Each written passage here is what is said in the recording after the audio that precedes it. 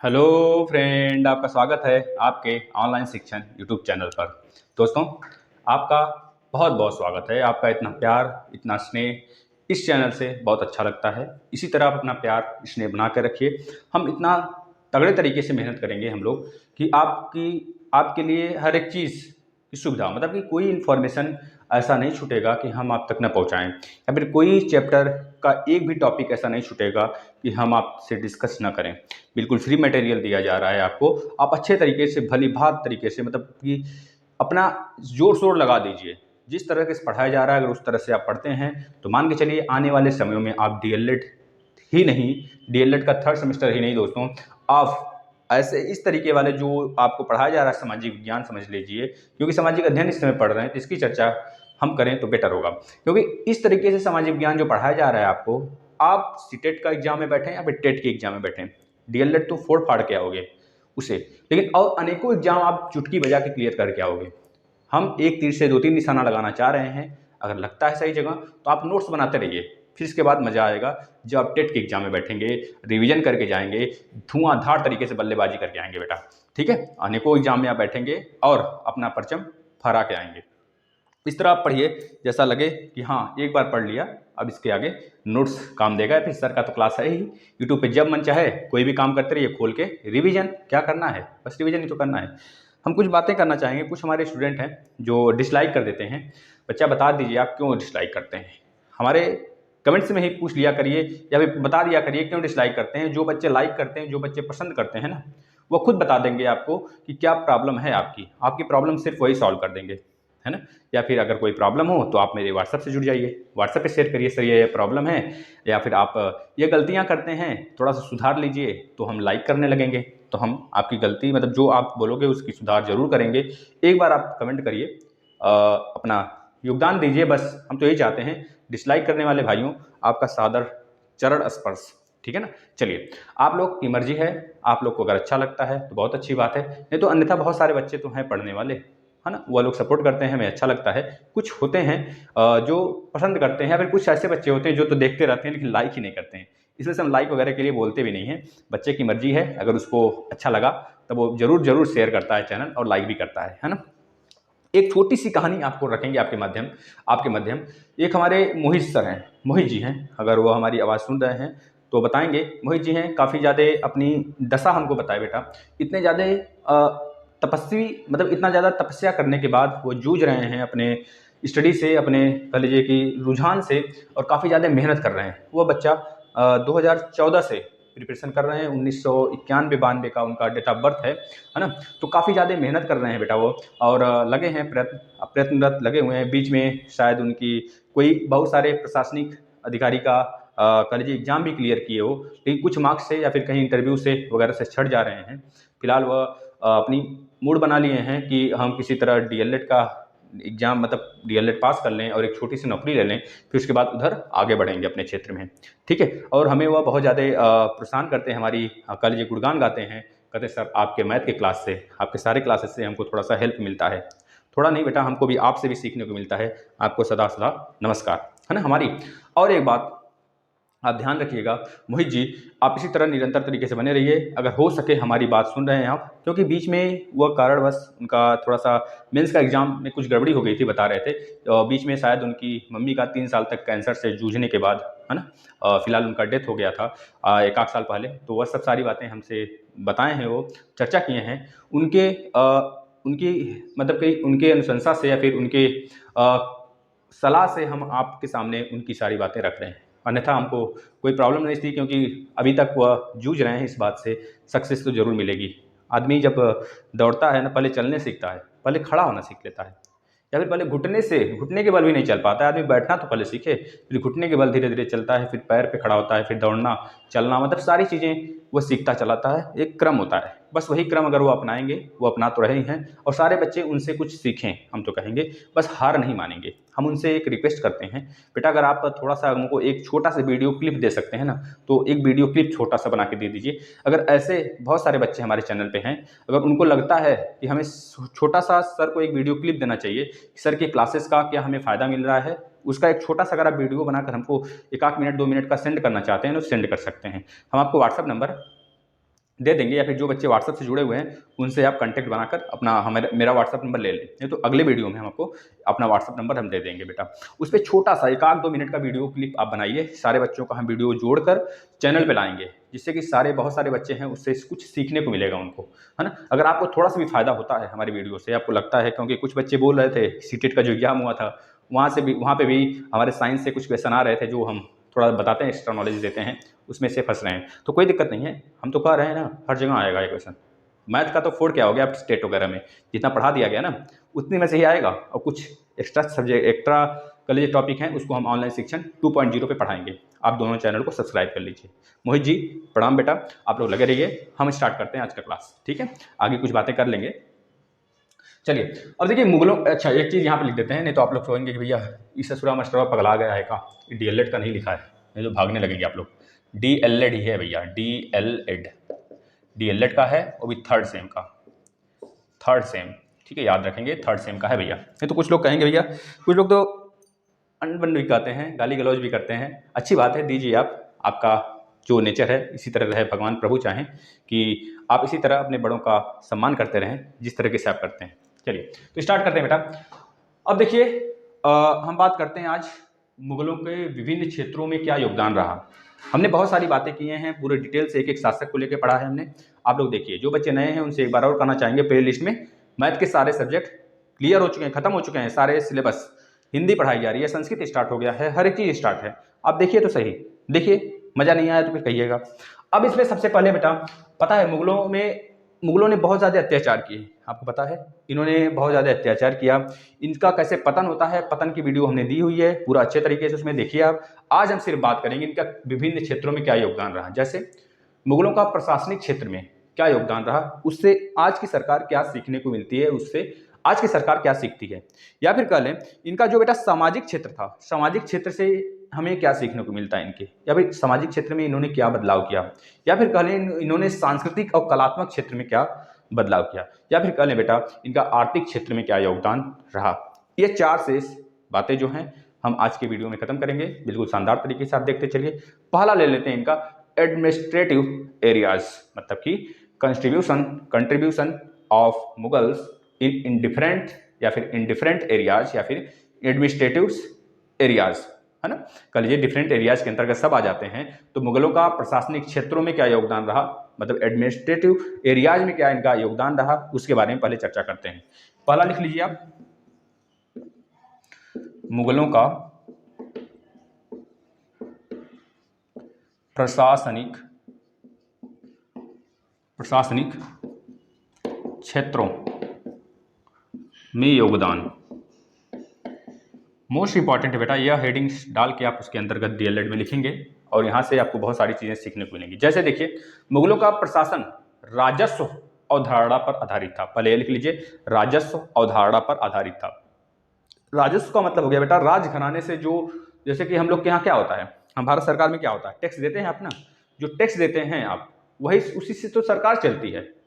जो आप टैक्स देते हैं, जो हम टैक्स देते हैं, मतलब जो हमारे यहाँ के उद्यमिती, जो हमारे यहाँ के करोड़पति, जो हमारे यहाँ के बिजनेसमैन, जो हमारे यहाँ के governmental body, governmental administrative service में रहने वाले लोग जो देते हैं बेटा अपना टैक्स, उसी से तो सरकार चलती है, वही तो है सरकार चलाने वाला, उसी को बोलते हैं राजस्व अवधारणा, जो आज से नहीं मुगलों के समय से या फिर सल्तनत काल से लगा हुआ है। तो यह बात आप गांठ बांध के रख लेंगे, मुगलों के समय जो प्रशासन था वो राजस्व अवधारणा पर आधारित था। तुर्की मंगोल परंपरा पर आधारित मुगल प्रशासन सैन्य शक्ति पर आधारित एक केंद्रित व्यवस्था थी। यानी कि जैसा कि आपको पता है बेटा, मंगोल खलीफा की जो सत्ता थी उसको कलिए को नहीं मानते थे मुगल क्या करते थे, मंगोल खलीफा की सत्ता को नहीं मानते थे। इस वजह से मुगलों ने भी मंगोलों के प्रभाव में आकर मंगोल की सत्ता नहीं अपनाई। जैसा कि आपको पता है, जो मुगल बाबर से स्टार्ट होता है ना, बाबर से 1526 से यहाँ पे कल जो एंट्री होती है भारत में, वैसे पहली लड़ाई जो होती है 1519 की रहती है, जो बिजनौर या फिर बाजौर के युद्ध के नाम से जाना जाता है। लेकिन जो मुगलों की स्थापना हुई वो 1526 में इब्राहिम लोदी को हरा के होता है ना। आपको पता है बाबर से डिफीट होता है इब्राहिम लोदी, और उसके बाद बाबर आ जाता है, सत्ता अपनाता है, उसके बाद हुमायूं, इस तरह क्रम चलता रहता है। है ना। इस तरह की क्रम चलते चलते बेटा, पता है स्टार्टिंग में हमने आपको जब पहली वीडियो दी थी तो उसमें बोला था कि जो बाबर के पिताजी थे वो मंगोल थे, जो माता थी वो तुर्की की थी, है ना, तुर्की थी। तो मंगोल शासक से यह अपना दूरी बनाकर रखना चाहते थे, है ना। यह अपना मंगोल शासक थे दूरी बनाकर रखना चाहते थे बेटा, क्योंकि चंगेज खान इतना ज़्यादा उपद्रवी था, वह काटता था, रेप वगैरह, मतलब बहुत सारी वह, मतलब सारे लड़कियों से, सारे जितने भी बच्चे थे उनको काटना पीटना, मतलब कि हर जगह तबाही मचाता था, है ना। तो इस तरह से वह मंगोलों से अपना कलेजे की जुड़ाव रखना नहीं चाहते थे, है ना। जो मुगल काल था वह हमेशा तुर्की के पक्ष में रहना चाहते थे, क्योंकि तुर्क जो है बेटा वह बहुत सारे अभियान भी जीते थे। ईरानी हो गए, तुर्की हो गए, अफगानी हो गए, यहाँ के लोग, एक तरह से उनकी माता जी वहाँ से बिलोंग करती थी, है ना। तो वह भी मंगोलों के प्रभाव में नहीं आना चाहते थे, और मंगोलों के खलीफा का सत्ता का पद जो है नकार दिए। अब देखिए, अकबर के काल में प्रशासन का भारतीयकरण भी हुआ। ये बातें पूछी जाती हैं, किसके जो मुगल था, कौन सा मुगल काल था, कौन से मुगलिया था, मतलब कि अकबर, बाबर, जौन जितने भी आए शासक, उसमें कौन था जिस समय भारतीयकरण हुआ प्रशासन का मुगल काल में। तो बताएंगे, जो मुगल काल में जो प्रशासन का भारतीयकरण हुआ था वो अकबर के समय हुआ था। ये बातें आप लिखते चलिए, हम सारी बातें बोर्ड पे नहीं लिखते हैं, लेकिन बातों बातों में अनेक बातें कह जाते हैं, जिससे आपको भी फायदा होता है और हमें भी थोड़ा सा फायदा होता है। लिखने में थोड़ा सा स्याही वाही बच जाती है ना, स्याही बचा देते हैं, हम स्याही बचाते हैं, हम कंजूस हैं थोड़ा सा, है ना। तो आप लोग बुरा ना माना करें, थोड़ा कंजूसी आना चाहिए ना, थोड़ा बहुत तो रहना चाहिए कंजूस। तो आप लोग बस लिखते चलिए। अब मुगल प्रशासन व्यवस्था भारतीय तथा गैर भारतीय तत्वों का सम्मिश्रित हो गया। गैर भारतीय का मतलब यह हो गया बेटा कि जैसे कि तुर्की हो गए, मंगोल हो गए, अफगान हो गए, यह सब, क्योंकि यहीं से तो आए थे मुगल, है ना। अच्छा, एक बात बताएंगे, मुगलों का या फिर आर्यों की तो कहे थे ना, छोड़िए उसको, वह तो अलग टॉपिक हो जाता है। अब यह दोनों का सम्मिश्रण हो गया। अकबर अपने प्रशासन में चक्रवर्ती सम्राट की अवधारणा रखता था, चक्रवर्ती सम्राट की, और यह परंपरा भारतीय परंपरा पर आधारित था, क्योंकि भारतीय परंपरा में एक अलग से परंपरा थी बेटा, उसको अपनाया था कौन, सबसे पहले तो बताएंगे अकबर अपनाया था। चल तो रहा था मुगल काल बाबर के समय से, बाबर, हुमायूं, उसके बाद जब अकबर आता है ना, तो जितना भी भारतीय परंपरा होता है ना उसको अपनाने लगता है धीरे धीरे, है ना। जैसा कि आपको पता है, जो हमारा धाय माँ थी, उनका डेथ होने के बाद यह जो है कि अपना जो इनका हरमदल चलता था वो बंद हुआ, और बहुत सारे इन्होंने अपना घोषणा किया अकबर ने कि हम सती प्रथा को बंद किए, जजिया कर को बता को बंद करिए, है ना। तो एक बहुत सारे कह लीजिए कि जो तीर्थ यात्रा कर था उसको बंद किया, मतलब बहुत सारी चीज़ें यह लाता गया। इसी वजह से इसको बोलते हैं अकबर महान।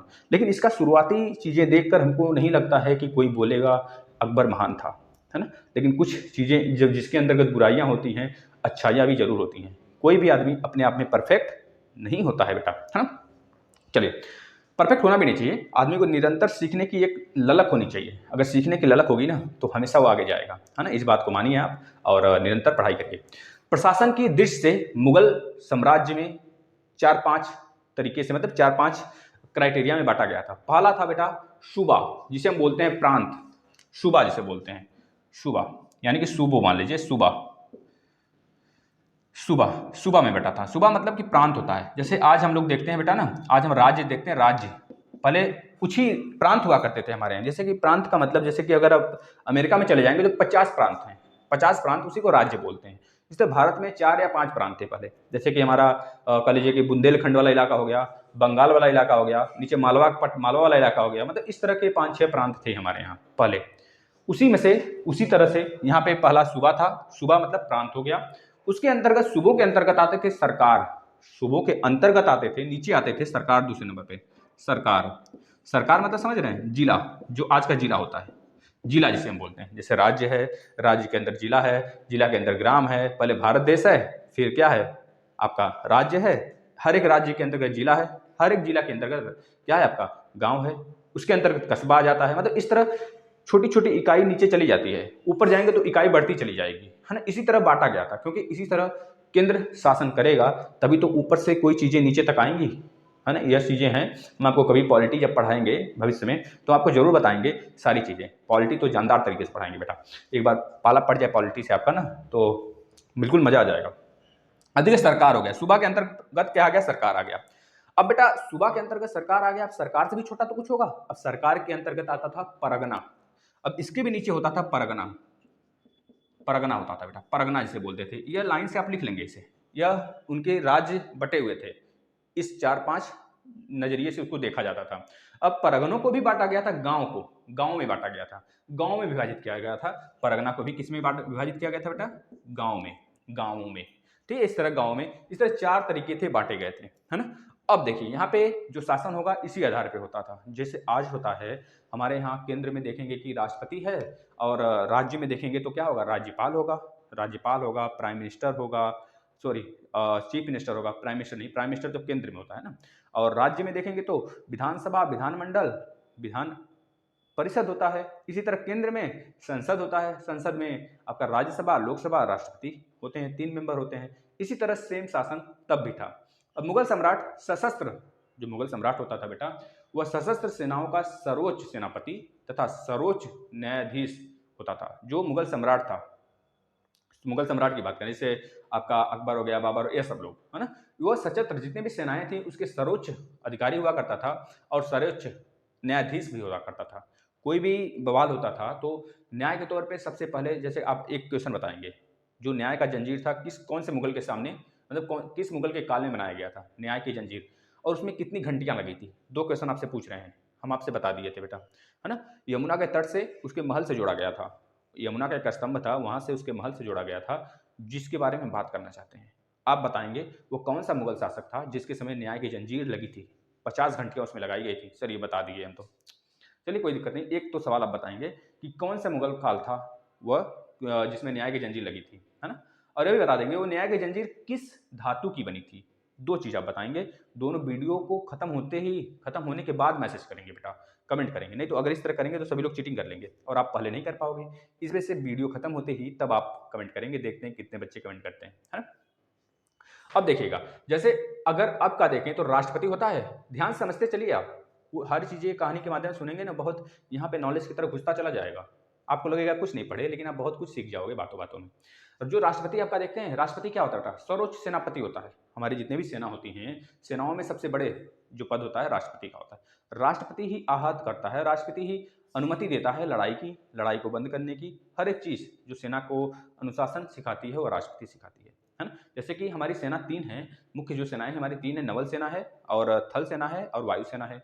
जो नवल सेना का जो हेड है बेटा करमवीर सिंह है। जो हमारे एयर चीफ मार्शल हैं, जो हमारे एयर चीफ मार्शल हैं, उनका नाम क्या है, हेड कौन है? आर के सिंह भदौरिया हैं। इसी तरह हमारे थल सेना के जो अध्यक्ष हैं मनोज मुकुंद नरवाने हैं। ये तीनों लोग कोई भी आपस में चर्चा करेंगे बिना राष्ट्रपति से पूछे नहीं, कोई भी लड़ाई हल्ला बोल करेंगे, सब भी झगड़ा लड़ाई जो भी युद्ध होगा सब कुछ राष्ट्रपति के अनुसार होगा, है ना। तो इसी वजह से पहले मुगल सम्राट के अंतर्गत सारी चीजें निहित होती थी। जैसे प्राइम मिनिस्टर तो हम लोग के यहाँ सबसे ज्यादा ऊपर होता है। प्राइम मिनिस्टर के नीचे अगर देखें हम लोग प्रत्यक्ष रूप से, तो अगर हम लोग इस तरह देखें, नजर बंद करके देखें, तो जैसे हमारे घर में बूढ़े माँ बाप होते हैं, बूढ़े दादा दादी होते हैं, सारी सब कुछ हम उनसे सलाह लेते हैं, लेकिन काम करते हैं अपने अनुसार, जो हमको अच्छा लगता है। सलाह तो लेते हैं, राय मशवरा लेते हैं उनसे, लेकिन जो काम करते हैं वो हम अपने अनुसार करते हैं। जो हमको अच्छा लगा हम करेंगे, भले वो मना कर देते हैं, 2-3 बार उनसे रिक्वेस्ट करेंगे, अगर नहीं मानते हैं तो हमको अच्छा लग रहा है तो हम करेंगे, क्योंकि उनकी जो माइंडसेट होता है ना, ऐसा तो नहीं करना चाहिए, लेकिन ओल्ड होते हैं, थोड़ा सा वो गलत बोलते हैं, हर बात तो नहीं कहेंगे गलत बोलते हैं, लेकिन थोड़ा बड़ा गलतियां होती हैं, उस बात को हम एक्सेप्ट नहीं करते हैं, लेकिन सलाह लेने जाते हैं। उसी तरह प्राइम मिनिस्टर होता है बेटा, हर चीज सलाह लेता है उनसे, लेकिन जो प्राइम मिनिस्टर कहेगा वह राष्ट्रपति करते हैं। राष्ट्रपति कहेगा भैया बैठो तो बैठेंगे, भैया सिग्नेचर करो तो सिग्नेचर करेंगे, कहेंगे भैया तुम इस जो संसद है ना उसको क्या कर दो, मतलब कि भंग कर दो, तो वह लोकसभा को भंग कर देंगे। ये सब आर्टिकल है 110, 108, सब सारी आर्टिकल है, 123 अध्यादेश के लिए सारे आर्टिकल हैं, कभी हमको मौका मिला तो जरूर पढ़ाएंगे आपको, है ना। अब देखिए यहाँ बेटा ये बात हो गई। अब यहाँ पे एक वजीर रहता है। जैसे वजीर की बात करें, जैसे कि हम बात करते हैं केंद्रीय प्रशासन में कुल 4 प्रमुख स्तंभ थे। कौन कौन से स्तंभ थे उसके समय आप लिख लीजिएगा, हम लिखवा रहे हैं। इन चारों के बारे में चर्चा करना है मुझे, थोड़ा फास्ट चलते हैं, नहीं तो वीडियो कभी वैसे देखना चाहिए आपको। देखिए हमारा मकसद रहता है आपको वीडियो बड़ी बने या फिर ना बने, आपको समझ में आना चाहिए बस, ठीक है ना।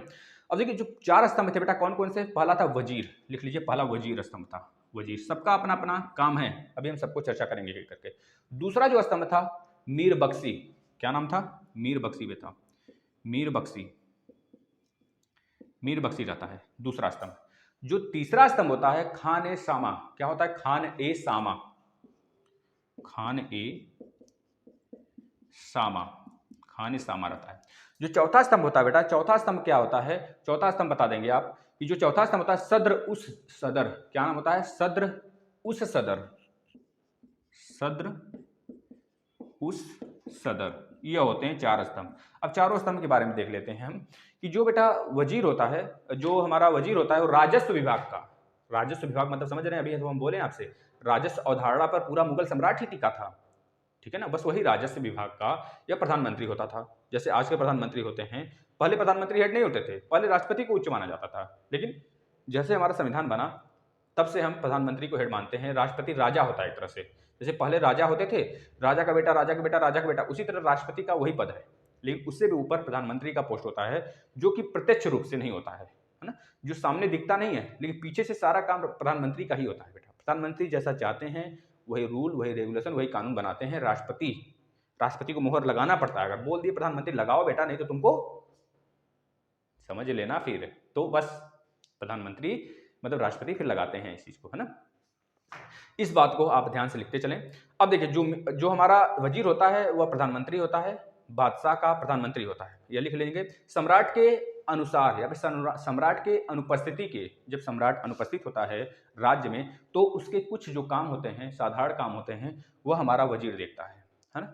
आपने चेस भी खेला होगा, हम तो उसमें काफ़ी थोड़ा कॉलेज में कुछ पाए भी हैं मेडल सेडल, है ना। देखिए अब मीर बख्शी का जो कार्य होगा, मीर बख्शी का जो कार्य होता था, दूसरा पहला तो आप देख लिए वजीर, अब मीर बख्शी की तरफ आते हैं। मीर बख्शी बेटा सैन्य प्रशासन देखता था, सैन्य प्रशासन देखता था, मनसबदारों का प्रधान होता था, मनसबदारों का प्रधान होता था, सैनिकों की भर्ती करवाता था, सैनिकों के लिए हथियार वगैरह की व्यवस्था करता था, सैनिकों के लिए अनुशासन की व्यवस्था करता था, अनुशासन में रखने के लिए उनको नियम कानून बनाता था, यह सब सारी चीजें मीर बख्शी के अंतर्गत आता था, मीर बख्शी वो कार्य देखता था। इसके बाद खाने सामा, तीसरा नंबर आता है खाने सामा। खाने सामा में बेटा राजमहल तथा कारखानों के अधिकारी होते थे। जो राजमहल हो गया उसमें क्या करने हैं, क्या क्षरण हुआ है, कितनी भी चीजें हैं, मतलब वहां का अधिकारी होते थे। राजमहल और कारखानों में जो कंपनियां होती थी उसके अधिकारी होते थे, एक तरह से आदेश दिया करते थे, है ना। इसके बाद सद्र उस सुदर, सद्र उस सुदर इसको कर लेना, या फिर सदर, दोनों सही है, सद्र उस सुदर या फिर सद्र उस सदर। ये धार्मिक मामलों के अधिकारी होते थे, धर्म के प्रति क्या होना चाहिए, कैसे बर्ताव करना चाहिए, है ना, ये सारी चीजें यह देखते थे। बल्कि दान विभाग, जो दान होता था, दान दिया जाता था, वो पूरा विभाग जो है यही देखते थे। जैसे आज देखेंगे हम लोग कि मंत्री होता है मंत्रिमंडल में, कोई जल शक्ति मंत्री है, कोई रेलवे मंत्री है, कोई भैया वित्त मंत्री है, हमारी निर्मला सीतारमण, इस तरह बहुत सारे मंत्री हैं। जैसे कि हमारा कह लीजिए राज्य रक्षा मंत्री हैं, रक्षा मंत्री जी हैं। इसके बाद आपके जो गृह मंत्री जी हैं, खतरनाक साहब जी, है ना, खतरनाक साहब जी कहिए उनको, आपके गृह मंत्री जी हैं, है ना। तो ये सब सारे मंत्री गण हैं। उसी तरह राजस्व पहले जो मुगलों के समय था, राज प्रणाली, वो इसी आधार पे काम करता था, है ना, याद रखेंगे। अब मुगल शासन देख लेते हैं, थोड़ा सा और देख लेते हैं, बस इसको खत्म करते हैं। मुगल शासन केंद्रीय प्रांतीय और जिला, परगना एवं ग्राम पर प्रशासन करता था, या फिर इस आधार पर प्रशासन करता था बेटा। विभिन्न जो विभक्त होता था उसमें जो शक्तियां विभक्त थी, इन 4-5 चीजों में विभक्त थी, केंद्रीय थी, प्रांतीय थी, जिला थी, परगना और ग्राम, ऊपर से नीचे तक इस तरह सारे लोग सेट किए गए थे। जैसे आज देखते हैं आप ग्राम में अपना प्रधान वगैरह देखते होंगे, नगर निगम अधिकारी देखते होंगे, ये सब क्या है, ये छोटे स्तर के हैं बेटा, है ना, छोटे से बड़े स्तर तक, प्रधानमंत्री तक, ये सब क्या है, एक तरह से यह हमारा चयन है, प्रशासनिक का चयन है, इसी आधार पर पहले भी काम होता था। यह अलग अलग विभागों में काम करते थे, अलग अलग क्षेत्रों को देखते थे, जिससे कि नियम कानून जो है, कानून व्यवस्था जो है सुचारू रूप से चलता रहे, है ना। प्रांतीय प्रशासन की बात कर लेते हैं। तो प्रांतीय प्रशासन का प्रमुख जो होता था बेटा, वह होता था नजीब सूबेदार होता था, उसका नाम ही था नजीब सूबेदार, उसका नाम था, मतलब पद का नाम था नजीब सूबेदार। नजीब सूबेदार होता था, यह सूबे का सर्वोच्च अधिकारी होता था। जो सूबा है, हमने बताया सबसे पहले सूबा होता है ना, सूबा हमने बताया था क्रम से ना, तो सबसे वह सूबे का सबसे पहले अधिकारी होता था। सूबे मतलब प्रांत का, प्रांत जैसे आज के डीएम वगैरह होते हैं ना, उस तरह वो अधिकारी होता था बेटा, है, याद रखेंगे। और जो कह लीजिए कि वह पूरा का पूरा जितना भी प्रशासनिक क्षेत्र था, सारा का सारा सब कुछ वो देखता था। और उसके नीचे आता था केंद्रीय प्रशासन। केंद्रीय प्रशासन के लिए जिम्मेदारी भी वही उठाता था। केंद्रीय प्रशासन के अंतर्गत जितनी भी जिम्मेदारियां थी ना, सब कुछ उसके अंतर्गत आता था, उसके अंडर में होता था बेटा, सूबे के अंतर्गत। अब प्रांतीय प्रशासन की बात कर लेते हैं। प्रांतीय प्रशासन में प्रमुख जो होता था बेटा, एक मिनट, प्रांतीय प्रशासन की बात कर रहे थे हम ना, प्रांतीय प्रशासन के बाद आ जाता है, एक मिनट रुकिएगा, सूबा आता था, प्रांतीय प्रशासन सूबे के अंतर्गत आता था, केंद्रीय कहिए या फिर प्रांतीय कहिए, बात दोनों सेम है, क्योंकि पूरा का पूरा केंद्रीकरण था जो ना, वो प्रांत के अंतर ही आता था बेटा, है ना, प्रांत के अंतर्गत ही आता था। और केंद्रीय दीवान जो होता था उसकी अनुशंसा पर बादशाह प्रांतीय दीवान को भी चयन करता था। जो प्रांतीय दीवान होते थे, प्रांत के दीवान होते थे, अलग अलग प्रांत थे, उसके दीवान जो होते थे वह केंद्रीय दीवान कहे जाते थे, और उनकी जो नियुक्ति होती थी वो बादशाह के अनुशंसा पर ही होती थी। बादशाह उसको चयन करता था, उसका कह लीजिए कि बुद्धि परीक्षण लेता था, बहुत सारी चीज़ें होती थी। जैसे आज आप पेपर देते हैं तब किसी लेवल तक जाके बैठते हैं, उसी तरह तब भी होता था। पेपर वगैरह खैर नहीं होता था, लेकिन कुछ चीज़ें वह जरूर देखता था, शिक्षा के तौर पे उसकी बुद्धि का परीक्षण करता था, इस तरह बहुत सारी चीज़ें वह करता था। अब प्रांतों का विभाजन सरकारों में होता था। जैसे प्रांत है, प्रांत ऊपर सबसे था, प्रांत का मतलब सूबे, सूबे का जो विभाजन था वो किस में होता था बेटा, कहेंगे कि आप प्रांतों का विभाजन सरकारों में होता था, सरकारों का विभाजन परगना में होता था, परगना का विभाजन गांव में होता था। तो जो प्रांत था बेटा उसका विभाजन जब सरकार में हो जाता था तो जिसके प्रमुख अधिकारी कौन बनाए जाते थे, फौजदार, फौजदार उसको कहा जाता था। जो हमारे प्रांतों के अधिकारी रहते थे उसको हम फौजदार बोलते थे। फौजदार बोलते थे कि फौजदार के अंतर्गत सारी शक्तियां निहित हैं। ये चीजें आप लिखते चलेंगे। और उसके अंतर्गत जितनी भी देख रेख थे, भू राजस्व प्रणाली थी, सब कुछ बेटा प्रांत अधिकारी के अंतर्गत आता था। इस वजह से उसको क्या बोलते थे हम लोग, फौजदारी। आपने सुना होगा बहुत बार कि हमारे बाबा फौजदारी थे, हमारे बाबा यह मतलब हमारे बाबा जमींदारी थे, है ना। फौजदारी का मतलब ये हो गया कि भू राजस्व प्रणाली जितना है, भूमि से जुड़ा हुआ सबका सब जो कौन देखेगा, हमारा फौजदार देखेगा। मतलब कि सरकार के अंतर्गत जो आता है, मतलब प्रांतों का विभाजन के बाद सरकार जो बनता है, सरकारों के अंतर्गत मतलब जिलों के अधिकारी होते हैं वो, है ना। जैसे कि हमारे कह लीजिए कि अभी बताएंगे, अभी आप देखेंगे, उसके लिए आप फॉर्म भी भरते हैं। ग्राम प्रशासन, ग्राम प्रशासन की बात कर लेते हैं। इसमें सीधे मुगल अधिकारियों के अंदर ही होता था। जो हमारा ग्राम प्रशासन था बेटा ना, वो सीधा मुगल देखता था, मुगलिया काल देखता था, या फिर मुगल लोग देखते थे। जो मुगल के उच्च अधिकारी होते थे वह देखते थे, या फिर सम्राट कह लीजिए सीधे देखता था इसको। ग्राम प्रधान गांव की मुखिया होता था। जो ग्राम प्रधान आज देखते हैं ना, पहले भी यही था प्रोसेस, जिसे खुद और मुकद्दम कहते थे। क्या कहते थे, खुद और मुकद्दम कहते थे। जो हमारा आज आप प्रधान कहते हैं, ग्राम प्रधान साहब आ गए, तो आप पहले क्या बोलते थे उसे, खुद और मुकद्दम बोलते थे। ये चीज नोट कर लेंगे, खुद और मुकद्दम लिख देते हैं। खुद और मुकद्दम, खुद और मुकद्दम बेटा, मुकद्दम यह बोलते थे पहले के ग्राम प्रधानों को। ठीक है ना, यह बातें आप अपने दिमाग में घुसा कर रख लीजिए। ठीक है बेटा। ग्राम में जो वित्त राजस्व एवं लगान होता था बेटा, उसे कौन वसूलता था, या फिर जो वसूलता था उसे क्या बोलते थे, पटवारी। जैसे आप देखते हैं हरियाणा में पटवारी का वैकेंसी आता है, यूपी में पटवारी का वैकेंसी आता है। पटवारी का मतलब क्या हो गया, जो ग्राम में वित्त राजस्व होते हैं ना, जैसे कि आप कोई भूमि अपने बीघा, 1 बीघा लिखवा लिए, 2 बीघा लिखवा लिए, तो उसके लिए वित्त की बात, मतलब पैसे की लेन देन की बात जो होगी ना, सबसे पहले ठप्पा लगाओगे। किसका ठप्पा लगा के भैया, पटवारी का। पटवारी जब तक लगाएंगे नहीं तब तक हम जमीन खरीदेंगे नहीं।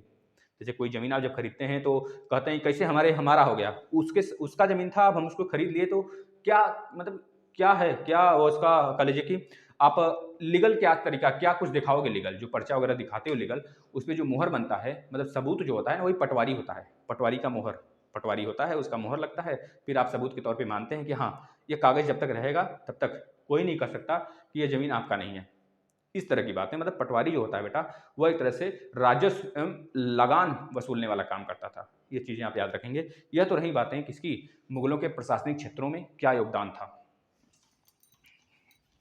अब हम बात कर लेते हैं थोड़ा सा संस्कृति से रिलेटेड इनके, फिर उसके बाद आ जाते हैं सामाजिक से रिलेटेड। सामाजिक क्या, पहले हम सामाजिक वाला लास्ट में करेंगे, है ना। पहले संस्कृति से रिलेटेड बेटा, सांस्कृतिक और कलात्मक क्षेत्र में क्या योगदान था। सांस्कृतिक और कलात्मक मॉन्यूमेंट्स वगैरह सब आ जाते हैं इसमें। देखिए मुगल काल में बेटा जो सांस्कृतिक एवं कलात्मक स्थिति थी बहुत अच्छी थी। आपको पता है कि जब यह कला और संस्कृति के कारण ही जाने जाते थे। आपसे पूछा जाता है कौन सा ऐसा काल है इतिहास में हमारे, कौन सा ऐसा काल है, कौन सा ऐसा वंश है जिसको हम लोग कला और संस्कृति के कारण ही जानते थे, तो बताएंगे बेटा मुगल काल। आप इसे नोट बना के लिख लेंगे, एग्जाम में बहुत बार पूछा गया है भैया। मुगल काल को हम किसके नाम से जानते थे, सांस्कृतिक और कला के नाम से ही जानते थे। मुगल स्थापत्य कला मध्य एशिया के इस्लामी और भारतीय कला की सम्मिश्रण था या फिर मिश्रित था। किसका किसका मिश्रण था बेटा, बताएंगे मध्य एशिया, क्योंकि जो मुगल थे वो मध्य एशिया के ही थे, मध्य एशिया जो आपका तुर्कमेनिस्तान हो गया, कजाकिस्तान हो गया, ये सब हो गए ना, जो तुर्की वगैरह हो गया, ये सब मध्य एशिया में आते हैं बेटा, है ना। मध्य एशिया प्लस भारतीय का मिश्रण देखने को मिलता है हमको, क्या इनके कला में, इनके चरित्र मतलब कि चित्रण में हमको किसकी मिश्रण देखने को मिलता है, मध्य एशिया प्लस भारतीय, ठीक है ना बेटा, याद रखेंगे। और जिसमें फारस, मध्य एशिया, तुर्की, बंगाली, जौनपुरी आदि स्थानों की परंपराओं को एक तरह से उघेरा गया था कह लीजिए, उसको यहाँ पे शो किया गया था, या फिर कह लीजिए उद्भूत किया गया था। क्या किया गया था बेटा, उद्भूत किया गया था, उद्भूत मिश्रण किया गया था, या फिर मिश्रित हमको देखने को मिल रहा था। ये बातें आप लिख लेंगे, ये बातें बहुतों बार पूछी गई हैं, जिससे आपको हमेशा के लिए याद होगा। अब मुगल कालीन स्थापत्य कला की मुख्य विशेषताएं कहाँ से मिलती है हमको, चित्रादुरा शैली के प्रयोग में देखने को मिलता है। किसका बेटा, पित्रादुरा पूछा जाता है आपसे कि हमें कैसे, क्या हमारे पास कह लीजिए कि कोई सबूत है कि हमें इन्हीं के काल से देखने को मिलता है कोई चीज़, तो आप बताएंगे हाँ मेरे पास सबूत है। पित्रादुरा एक शैली है बेटा, एक शैली है, इसमें यह देखने को मिलता है कि मुगल कालीन जो है स्थापत्य कला का काल कहा जाता है ना। वो भी स्थापत्य कला का काल किस मुगल के समय सबसे ज़्यादा चरमोत्कर्ष पे था, तो बताएंगे शाहजहां के समय, जिसमें भैया मुमताज जी के नाम से क्या बनाया गया था भैया, मकबरा, सॉरी ताजमहल, आगरा का ताजमहल यही बनवाता है ना भैया। 1653 के आसपास में पूरा होता है, 1653 के आसपास में बन के पूरा होता है बेटा, लगभग 22 साल में पूरा होता है। इसमें से 22 माइनस करिए, 3 में से 2 गया 1, 5 में से 2 गया 3, मतलब कि 1631 वगैरह में स्टार्ट हुआ था, है ना। बाद में 1653 के आसपास में वो पूरा होता है, शाहजहां के समय बेटा। आपका ताजमहल बहुत बार पूछा गया है, ताजमहल लिख लीजिए पूरा, नहीं तो कहेंगे भैया सर को लिखने ही नहीं आता है। अब देखिए शाहजहां के समय को हम बोलते हैं बेटा स्थापत्य का सबसे खतरनाक काल बोलते हैं, इसको आप लिख लेंगे। स्थापत्य मतलब मॉन्यूमेंट्स वगैरह जो आपके बड़े बड़े महल वगैरह हैं, इसके, है ना। इसके बाद बेटा एक चीज़ और लिखेंगे आप, शाहजहां के बाद औरंगजेब आता है। औरंगजेब जब आता है ना, तो औरंगजेब भी एक बनवाता है अपने बीबी के नाम से, बीबी का मकबरा, है ना, बीबी का मकबरा, बीबी सिकंदराबाद में बीबी का मकबरा आप लिख लेंगे, बीबी का मकबरा। यह चीज़ बनवाता है बीबी का मकबरा, जो कि बिल्कुल फुअड़ नकल बोला जाता है, फुअड़ नकल ताजमहल का बोला जाता है, फुअड़ नकल। क्योंकि जो औरंगजेब होता है अपने पिता की तरह सोचता था कि हम भी एक तरह से ताजमहल खड़ा कर दें और हमारा ताजमहल जो है इनके सामने उच्च बन जाए, लेकिन ऐसा नहीं हुआ था, क्योंकि इतना ज़्यादा कीमती पत्थर लगाए गए थे बेटा इसमें, करीब उस समय 65 से 70 लाख रुपए खर्च किए गए थे बनवाने में, मतलब काफ़ी ज़्यादा रकम खर्च किए गए थे। आज में देखेंगे तो कई हजार करोड़ रुपए लग जाएंगे, तब भी शायद ही बन के तरें, क्योंकि आज के डेट में ना लूटने वाले ज़्यादा हैं, आपको पता होगा ना, लूटने वाले ज़्यादा हैं इस समय। अब देखिए ये बातें आप नोट कर लिए, मुगल कालीन को स्थापत्य कला का काल कहते हैं, जिसमें जो आपका बना था बेटा, जितने भी स्थापत्य कला बने थे ना, उसमें सबसे ज़्यादा किस चीज़ का यूज हुआ था, जो पित्रादुरा था, पित्रादुरा बोलते हैं उसे ना, पित्रादुरा। इसमें जो है बेटा पूछा जाता है किस पत्थर का यूज हुआ था, तो बताएंगे संगमरमर पर हीरे एवं जवाहरातों का इसमें जड़ावत किया गया था, जड़ावट इसमें किया गया था, किसका बेटा, संगमरमर पर हीरे और जवाहरात का जड़ावट किया गया था बेटा इसमें। इसके बाद फारस के प्रसिद्ध चित्रकार जो थे विहजाद, यह भी भारत आए थे। पूछा जाता है कि किस वंश के काल में भारत आए थे, तो बोलेंगे मुगल काल के वंश में। जो फारस के जो बहुत बड़े चित्रकार थे बेटा, जिनका नाम था विहजाद, यह भारत आए थे मुगल के समय। पूछा जाता है, आधे लोग गुप्त वंश लगा के चले आते हैं, कुछ तो मौर्य वंश लगा के चले आते हैं, लेकिन आप याद रखेंगे मुगल के समय ये आए थे। इसके बाद बेटा हुमायूं, अकबर, जहांगीर के समय को हम बोलते हैं संगीत कला का प्रोत्साहन का काल बोलते हैं उस समय, यह भी आप नोट कर लेंगे। बाबर ने अपने आत्मकथा जो लिखी थी तुजुके बाबरी, यह भी बाबर ने लिखा था बेटा। यह रचना कौन किया था पूछा जाता है, तुजुके बाबरी, तो बोल देंगे तुजुके बाबरी जो है ये बाबर लिखा था बेटा, याद रखेंगे बाबर लिखा था। इसके बाद मीर सईद लिखिएगा, इसको इरेज करते हैं, नाम लिख देते हैं हम यहाँ पे, मीर सईद हो गया। मीर सईद के बाद मीर सईद अली उसका पूरा नाम था, मीर सईद अली हो गया बेटा। अब्दुल्ला समद हो गया, और कह लीजिए एक और था दसवंत था, अब्दुल्ला शहीद था, अब्दुल्ला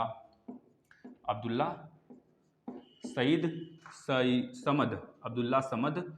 इसके बाद बेटा एक और आता है मीर सईद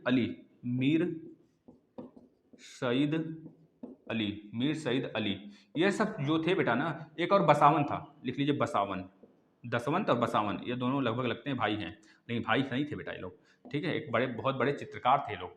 ये जो चित्रकार थे ना, ये पूछा जाता किसके समय थे, तो बता देंगे अकबर के समय काल के थे। अकबर, यह आपके सिलेबस में है भैया भर के, ये यहाँ से पूछा जाएगा क्वेश्चन, ये मान के चलें।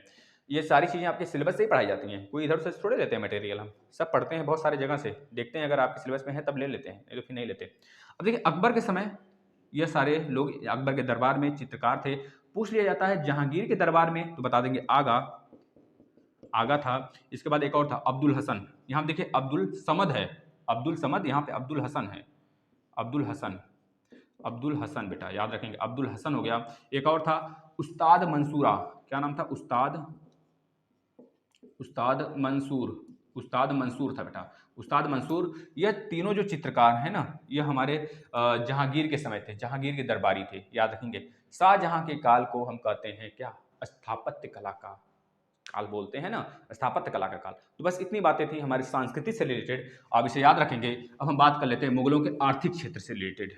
आर्थिक क्षेत्र से बात हम चलते हैं सामाजिक की तरफ ना। आर्थिक क्षेत्र की बात कर लेते हैं बेटा, इकोनॉमिक की बात कर लेते हैं, इकोनॉमिक एरियाज की बात कर लेते हैं। आर्थिक, आर्थिक क्षेत्र में इनका क्या योगदान रहा, बहुत ज़्यादा तो नहीं कहेंगे, लेकिन कुछ बहुत ज़्यादा आज हमको देखने को मिल जाता है। जैसे कि मुगल काल की सबसे बड़ी जो आय का स्रोत था ना, वो क्या था बेटा, भू राजस्व, भू राजस्व था, यह याद रखिएगा, पूछा जाता है। भू राजस्व बता देंगे, क्योंकि जितने भी हमारे मुगल काल में थे, गुप्त काल में थे, सल्तनत काल में थे, सबका जो आय का स्रोत रहता है ना, ये भू राजस्व ही होता है। भू राजस्व प्रणाली जो है बेटा बहुत दिनों से चली आ रही है ना। आप लोग भाग 9 पढ़े होंगे, अनुसूची 9 वगैरह पढ़े होंगे, अनुसूची 9 पॉलिटी वगैरह, चलिए उसकी चर्चा नहीं करते हैं, बाद में कभी देखेंगे। अब देखिए बाबर एवं हुमायूं ने सल्तनत कालीन से मालगुजारी की प्रथा को बरकरार रखा था। पूछा जाता है कौन से ऐसे दो शासक रहे हैं जो कि सुल्तान काल से, मतलब सल्तनत काल से ही जो मालगुजारी को, मालगुजारी को बरकरार रखे थे। तो बता देंगे बेटा कौन ऐसे दो शासक थे। तो शुरू वाले दो, बाबर मतलब बेटा और पुत्र, बाबर, बाबर का पुत्र हुमायूं, हुमायूं। ये सारी चीज़ें हम क्वेश्चन के फॉर्म में लिए हैं, जो आपको यहाँ से क्वेश्चन पूछी जाती हैं बेटा। क्रम से पढ़ते चलिए, बहुत ही आनंद आ रहा होगा हमारे समझ से। आप लोग शेयर कर दीजिए एक बार चक्कर, है ना, फिर आगे चलते हैं। अब देखिए भूमि को 3 भागों में बांटा गया था। भूमि जो थी उस समय, क्योंकि हम लोग क्या पढ़ रहे हैं, आर्थिक क्षेत्र पढ़ रहे हैं, आर्थिक के बारे में पढ़ रहे हैं ना, आर्थिक के बारे में। तो उसमें भूमि की जाहिर सी बात है, भू राजस्व था, तो भूमि का योगदान महत्वपूर्ण था उस समय। तो भूमि को उस समय 3 भागों में बांटे थे। कौन कौन से बेटा बताएंगे। जो विभक्त किया गया था भूमि को, पहला था खालसा भूमि, खालसा भूमि, खालसा भूमि। इसमें क्या होता था भैया, खालसा भूमि क्या होता था सर, ये बताइए, हमको नहीं पता है तो सुनिए तो सही। यह पूरी तरह से शासन के अधीन आता था, मतलब इस पे सीधे कह लीजिए सम्राट का अधिकार होता था, सम्राट का अधिकार होता था, बस इतना चीज लिख लीजिए। इसके बाद जागीर, आप सुने होंगे जागीर, कहानी एक गाना है ना, जागीर, जागीर ले लो मेरा, बस तुम आ जाओ मेरे पास। तो इस तरह की कहानी गाना आप सुने होंगे। जागीर भूमि, जागीर भूमि क्या होता था बेटा, इसमें जो साम्राज्य का अधिकतर भूमि, जो साम्राज्य का अधिकतर भूमि होता था, जो इसके बाद जो बचता था भूमि, वह साम्राज्य का जो अधिकतर भूमि के अंतर्गत आता था, वह सारा का सारा जागीर के अंतर्गत आता था बेटा। जिसमें कि सरकारी, जो जितने भी सरकारी लोग होते थे, उनका भूमि हो गया, वह लोग खरीदते थे उसे, है ना, तो उसे जागीर बोलते थे, जागीर भूमि। लोग खरीदते थे और जो सम्राट वगैरह थे वो बेचते थे, पट्टे पर देते थे, इस तरह के सारे काम होते थे जागीर भूमि से। ठीक है, यहाँ से बहुत ज़्यादा आय के स्रोत मिलते थे, हम लोग को देखने को मिलते थे, मतलब कि मुगल काल के समय मुगलों को देखने को मिलते थे। इसके बाद मदद ए मास, मदद ए मास बेटा, यह भी एक तरह से भूमि का टाइप है। तो इसमें क्या होता था सर, इसमें बेटा इस प्रकार की भूमि में अनुदान में दी जाती थी, अनुदान में दी जाती थी, मतलब कि किसी को पट्टे पर दे देना, कोई चलाए, किसी को कुछ काम करने के लिए दे देना, किसी को कह लीजिए कि उठाकर उसे कह लीजिए कि उसे उठाकर मतलब कि उसे दान कर देना, ये सब सारी चीजें होती थी, है ना, अनुदान देना। तो ये चीज आप लिख लेंगे। मदद ए मास जो होता था, यह भी एक भूमि का टाइप था। अब देखिए जजिया कर की बात कर लेते हैं, वो आर्थिक से रिलेटेड है। तो जजिया कर की भी समाप्ति हुई थी, कौन किया था भैया, अकबर ने किया था। कब किया था, अच्छा बता देंगे आप लोग कब किया था, कमेंट करेंगे, चलिए करिए तो हम बताते हैं। इधर 1564, आप लोग देख लिए भैया, देख लिए ना, चलिए कोई बात नहीं, देख लेंगे, अच्छी बात है। 1564 में जजिया कर जो गैर मुसलमान के लिए था बेटा, उसको अकबर ने समाप्त किया था। और 1679 में बेटा औरंगजेब ने जजिया कर को फिर से शुरू कर दिया। यह तो अकबर समाप्त किया भैया, तब तक औरंगजेबवा ससुरा आया ना, ये फिर से स्टार्ट कर दिया। औरंगजेब ये ससुरा बड़ा पागल था कह लीजिए, है ना। इसे पीर क्या कहते थे? अच्छा एक चीज़ बताएंगे, हम देखिए बोलने ही वाले थे, बोले नहीं, उसका आप नाम लिखेंगे, इसे क्या कहते थे? आपका करोड़पति में भी पूछा गया है, यह बात करोड़पति में भी पूछा गया है आपका, है ना। इसे किस नाम से जानते थे? पीर करके कुछ था ना, आप बताएंगे। देखिए हम नाम तो बोल दिया था, आप पूरा बोलेंगे, है ना। चलिए अब बेटा क्या बोलते थे? जिंदा पीर बोलते थे ना, जिंदा पीर, जिंदा पीर बोलते थे इसे, जिंदा पीर याद रखेंगे, जिंदा पीर बोलते थे, है ना, औरंगजेब को। ये 1679 ईस्वी में फिर से जजिया कर को शुरुआत कर देता भैया, शुरुआत कर देता ससुरा। बहुत हरामी था भैया, है ना, कह लीजिए कि बहुत बदमाश था, है ना। इसके अपने भाइयों में लड़ाई कर लिया था, बाऊ को बंदी बना लिया था, मतलब ये बहुत खतरनाक था कह लीजिए। इसके बाद ये यहाँ से तो हमारा जो वह था, क्या बोलते हैं कि शासन सत्ता कमजोर होने लगती है। इसके बाद मुगल काल में बेटा रवि की फसल होती थी, रवि, रवि एवं खरीफ, यही दो दो जो होते थे फसल होते थे। रवि में आपको पता है कौन कौन से फसल आते थे बेटा? बाजरा हो गया, चावल हो गया, ज्वार हो गया, मूंग हो गया, उड़द हो गया, यह खरीफ की फसल थे। और अगर बात करें, सॉरी हाँ खरीफ की फसल थे बेटा, ये सब खरीफ की फसल थे। और जो रवि की फसल थे, खरीफ की फसल जुलाई अगस्त में बोए जाते थे और 5-6 महीने बाद काट लिए जाते थे। उसके बाद रवि की फसल बोए जाते थे। रवि की फसल में क्या आता था? जबकि रवि की फसल में गेहूं हो गया, सरसों हो गया, चना हो गया, मटर हो गया, तिलहन हो गया, ठीक है, ये सब सारे पैदावार होते थे इसमें रवि की फसल में बेटा, याद रखेंगे। गांव में उस समय बहुत सारी कह लीजिए कि छोटे मोटे काम होते थे, जैसे कि गुड़ों का उद्योग होता था, गुड़ों से चीनी बनाया जाता था, कह लीजिए सुगंधित पदार्थ बनाया जाता था, और शराब वगैरह का किण्वन किण्वन के माध्यम से शराब बनाया जाता था, और टोकरी बनाई जाती थी, रस्सी बनाया जाता था, रस्सी जूट वाला जो ऐंठ के बनाते हैं, अभी भी लोग गांव में हमारे बनाते हैं बेटा। दौरी, दौरी होता है, दौरी जिसे छिट्टा बोलते हैं गांव में, छिट्टा टोकरी, तो यह भी बनती है बांस की लकड़ी से, हल्का सा काट के पतला सा बना के बनता है, हमारे गांव में बनता है, बहुत ज़्यादा बनता है ना, शादी ब्याह में बहुत ज़्यादा बिकता वगैरह भी है। इसके बाद मिट्टी के बर्तन से बहुत मतलब कि अच्छे अच्छे आकृति के बर्तन बनाए जाते थे, जिसे हम चर्म कार्य बोलते थे, चर्म कार्य बोलते थे। और लोहरी मतलब लोहार वगैरह होते थे, जो लोहे वगैरह पीट कर लोहे का सामान बनाते थे। संगीत के बर्तन बनाए, मतलब संगीत के सामान बनाए जाते थे, जो बांसुरी वगैरह हो गया। इसके बाद बेटा जो लड़ाई झगड़ा वाला हो गया, जैसे भाला हो गया, भाला में आगे लोग लगा देते थे लोहे का या फिर धातु का, मेटल का लगा के उसे नोकीला बनाकर पूरा लंबा सा भाला बना देते थे। इस तरह के बहुत सारी चीज़ें, अस्त्र शस्त्र भी बनाए जाते थे। ये सब सारे उद्योग धंधे थे, जिसे बोलते थे हम क्या, जिसे हम बोलते थे कुटीर उद्योग। कुटीर उद्योग भी उस समय बहुत ज़्यादा प्रचलन पे था बेटा, याद रखेंगे। अर्थव्यवस्था मुगल काल में पूरी की पूरी तरीके से मुद्रा पर आधारित थी, यह मोस्ट इंपॉर्टेंट है, यह चीज लिख लीजिए। मुद्रा पर आधारित थी, मतलब मुद्रा का लेन देन था। यह नहीं था कि क्रम विनिमय नहीं था, जिसे हम बोलते हैं क्रम विनिमय, मतलब सामान दीजिए फिर कुछ सामान ले लीजिए, यह सब सिस्टम खत्म हो चुका था, है ना, मुद्रा पर आधारित था। 1 मिनट रुकेंगे, फिर सामाजिक का बात करते हैं, थोड़ा सा देख लेते हैं वीडियो का क्या हाल चाल है।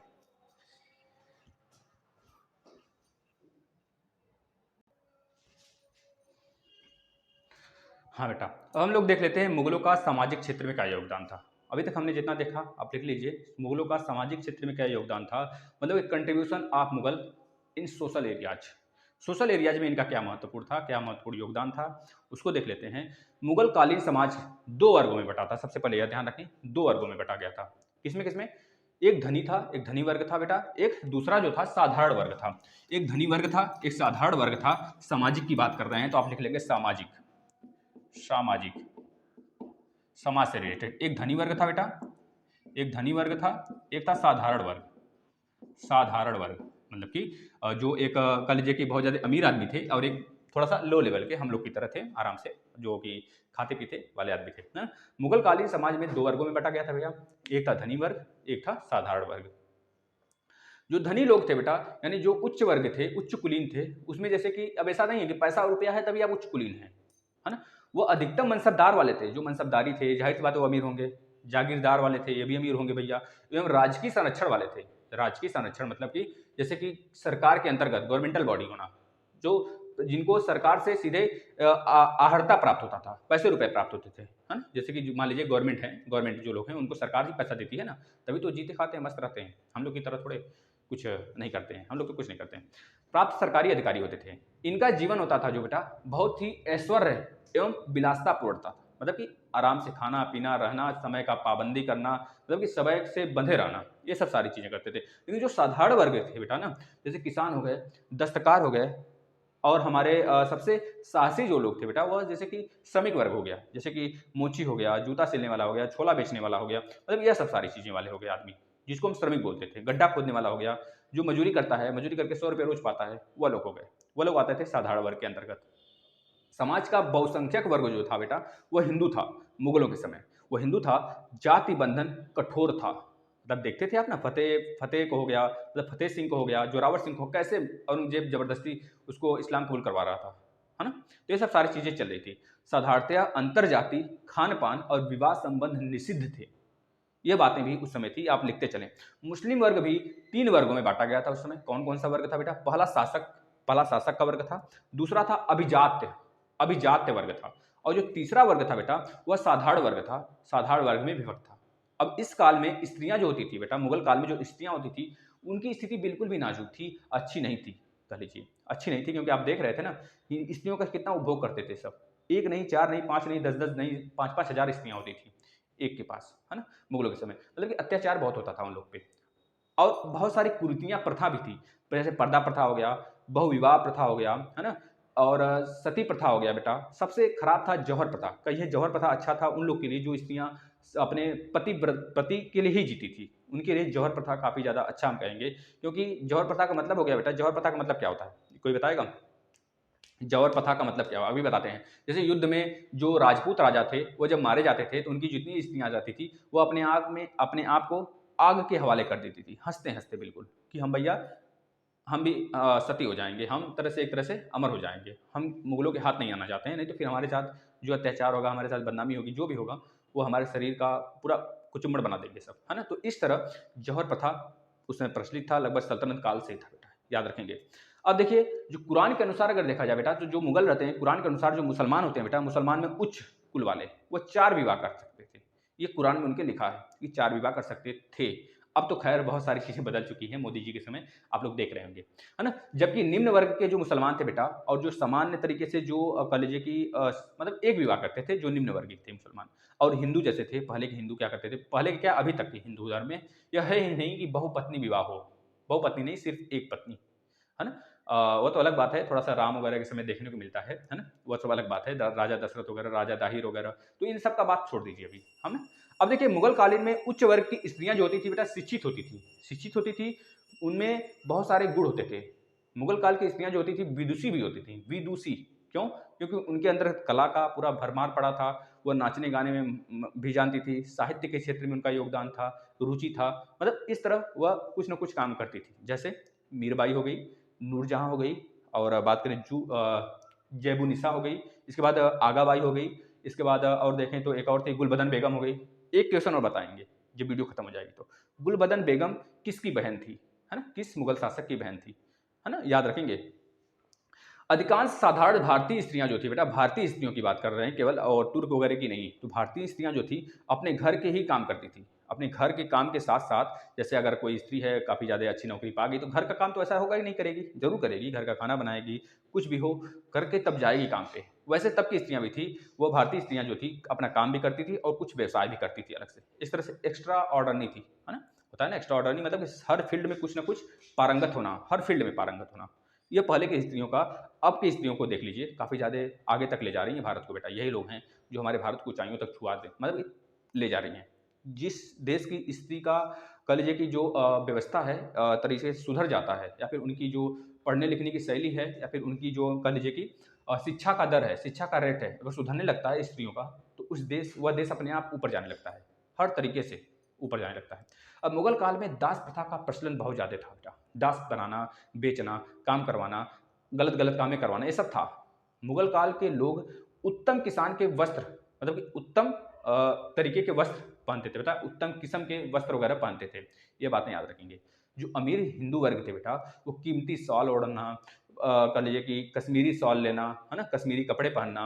उच्च वर्ग के जो स्त्रियाँ थी बेटा, वह कश्मीरी शॉल ओढ़ती थी, कह लीजिए कि वह कावा पहनती थी, कावा होता था एक, कावा, कावा पहनती थी। ये सब सारी चीज़ें देखने को मिलता था। जो गाँव के साधारण लोग थे, वो मिट्टी के रंग-बिरंगे बर्तन बनाते थे, सुराही बनाते थे, है ना? जो दिया होता था, हम लोग दिया जलाते थे दीपावली के दिन, वो छोटे-छोटे आकृति में बनाते थे, बेचते थे। एक तरह से कुटीर व्यापार काफ़ी ज़्यादा उत्तम, मतलब अपने चरमों उत्कर्ष पे था, है ना?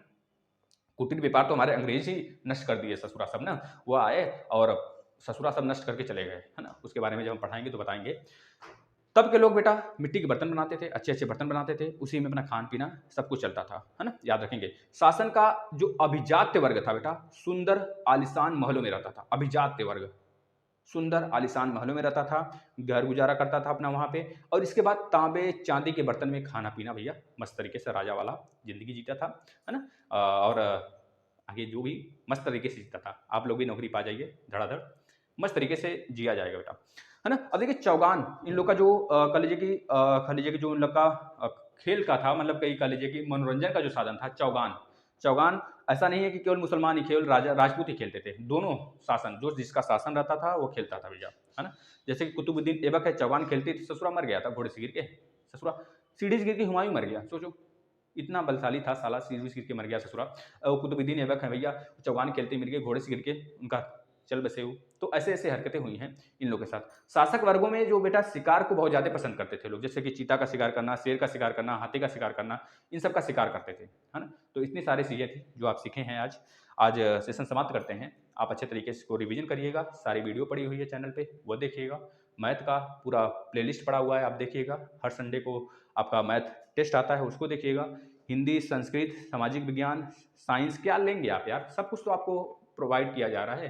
बस आप एक काम हमारा सहयोग नहीं कर रहे हैं बेटा, शेयर नहीं कर रहे हैं। शेयर करिए, देखिए कितना मज़ा आएगा। हम लोग जब दोनों लोग कदम मिला के चलेंगे साथ-साथ ना, तो कितना आनंद आएगा, भरपूर आनंद आएगा। आप एक बार शेयर तो करिए, बच्चे आने लगे। टेट का क्लास स्टार्ट हो कर देंगे हम, तुरंत स्टार्ट करेंगे। तुरंत ऑन द स्पॉट स्टार्ट करेंगे बेटा। आप लोग को बिल्कुल ही सोचने की ज़रूरत नहीं है, टेट का क्लास तुरंत स्टार्ट होगा। आप इसके लिए थोड़ा-सा भी हिचकेंगे नहीं हम स्टार्ट करने में, हम नहीं हिचकेंगे, थोड़ा-सा भी नहीं। बस आप लोग शेयर करिए, जैसे ही हमारे यहाँ पे लड़के बढ़ने लगते हैं, उसको हम उधर ट्रांसफ़र करेंगे, ऑनलाइन शिक्षण 2.0 पे, सारे बच्चे। अभी जो बच्चे हैं ऑनलाइन शिक्षण 2.0 को भी सब्सक्राइब कर लें। वहाँ पे हिंदी के लगभग 30 क्लास पड़े हुए हैं, 30 उसको देखें, वो टेट के लिए मोस्ट इम्पोर्टेंट है। बस अलंकार नहीं पढ़ाया गया है, अलंकार भी पढ़ा दिया जाएगा। देखिए आप लोग, एलसीएम, एचसीएफ निकालना है बिल्कुल बेसिक तरीके से, उसको भी देखिए उस चैनल पे जाके, बहुत मज़ा आने वाला है।